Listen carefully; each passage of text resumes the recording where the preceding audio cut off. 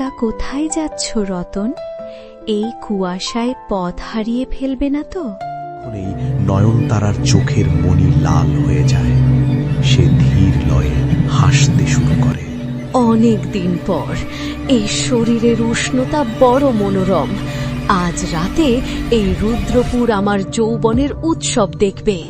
অঙ্গ জলে মোর তৃষ্ণার আগুনে, আয়না কাছে মরণ ফাগুনে, নিঝুম রাতে একলা আমি, আবার আচ্ছন্ন তোর করে ছোঁয়ায় তার সন্দেহগুলো যেন দামি।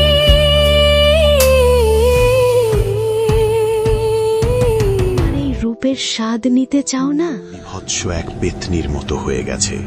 তার দাঁতগুলো ধারালো খঞ্জরে